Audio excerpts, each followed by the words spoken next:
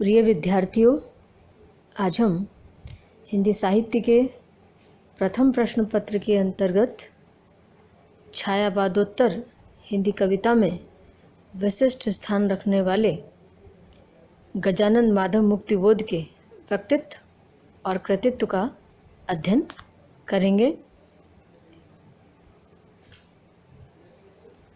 मुक्तिबोध छायावादोत्तर हिंदी कविता में एक विशिष्ट नाम है।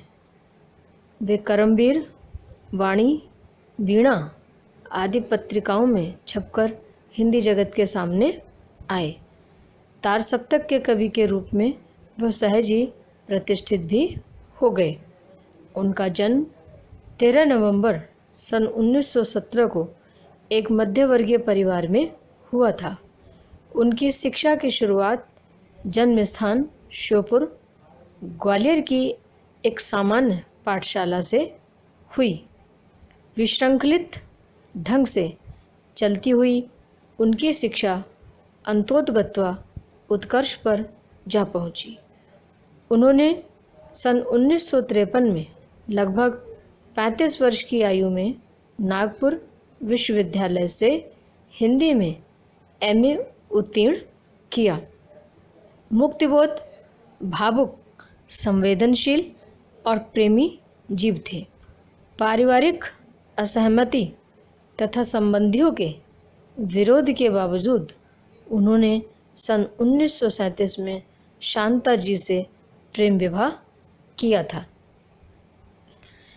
आर्थिक अभावों के कारण उन्हें प्रारंभ से ही नाना प्रकार की नौकरियां करनी पड़ी। लगभग 20 वर्ष की आयु में वे बड़नगर के मिडिल स्कूल में अध्यापक हुए। वे मास्टर भी रहे और वायुसेना की सेवा भी की। वे पत्रकारिता से भी संबद्ध थे और पार्टी से भी। उन्होंने सूचना तथा प्रकाशन विभाग और आकाशवाणी में भी काम किया। उन्होंने पत्र पत्रिकाओं में लिखा और पाठ्य पुस्तकें भी लिखी। सन 1958 में राजनांद गांव के दिग्विजय महाविद्यालय में प्राध्यापक पद पर नियुक्त भी हुए। मुक्तिबोध की साहित्य सेवा को देखें। मुक्तिबोध जन्मजात साहित्य सेवी थे। वे किशोर अवस्था से ही अध्ययन, अध्यापन और लेखन से संबद्ध रहे। आज्ञा जी ने इन्हें तार सप्तक के रूप में सबसे पहले मान्यता दी। सन 1943 में प्रकाशित तार सप्तक के प्रमुख कवि मुक्तिबोध को प्रयोगवादी कवि कहा गया है। मुक्तिबोध प्रथमतः कवि ही हैं, पर उन्होंने कहानी, निबंध, आलोचना आदि के रूप में गद्य भी काफ़ी लिखा है। हम यहाँ उनके साहित्य का संक्षिप्त परिचय भी देखेंगे।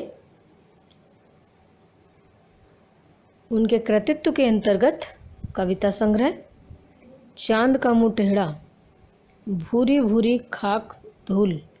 उनकी कविताओं की संख्या सैकड़ों में है, जिन्हें संकलित व संपादित करके श्री नेमीचंद जैन ने मुक्तिबोध रचनावली के प्रथम 2 खंडों में प्रकाशित किया। उनके कवि क्रम के संबंध में डॉक्टर केदारनाथ सिंह ने लिखा है, मुक्तिबोध की कविताएं अपने समय के जीवित इतिहास को कविता में बदलने की कठिन चुनौती का सामना करने वाली कविताएं हैं। कला की दृष्टि से यह एक मुश्किल काम है, क्योंकि इतिहास का, खास तौर से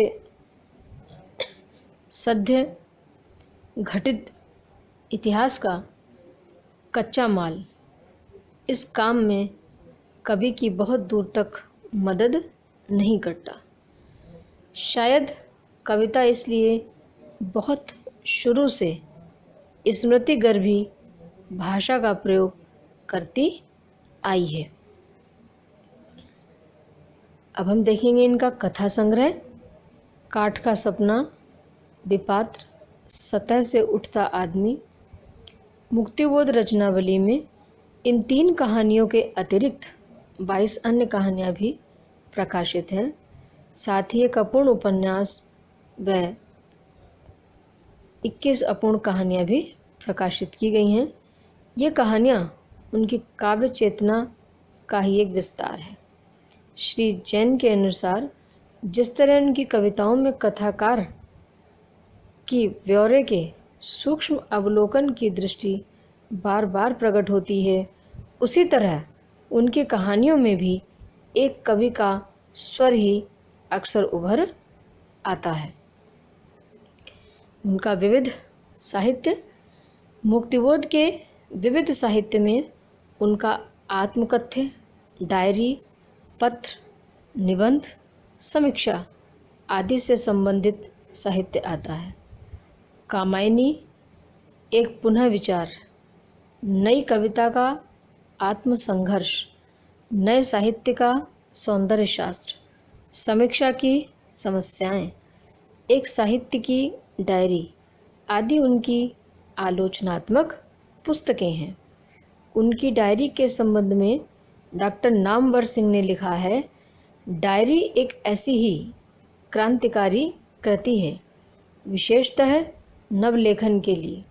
लगता है जैसे मुक्तिबोध अपने किसी समान धर्मी से विचार विनिमय कर रहे हैं।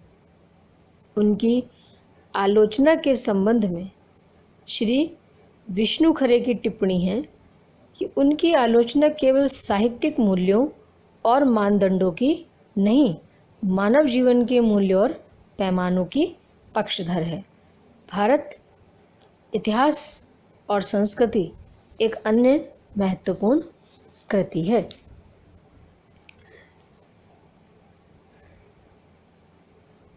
निष्कर्ष रूप में हम ये कह सकते हैं कि मुक्तिबोध एक सतत संघर्षशील साहित्यकार हैं।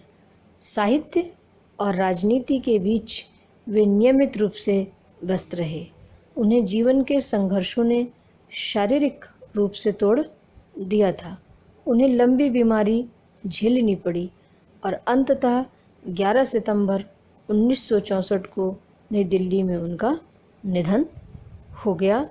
तो ये मुक्तिबोध का एक व्यक्तित्व और कृतित्व जिसको हमने देखा। धन्यवाद।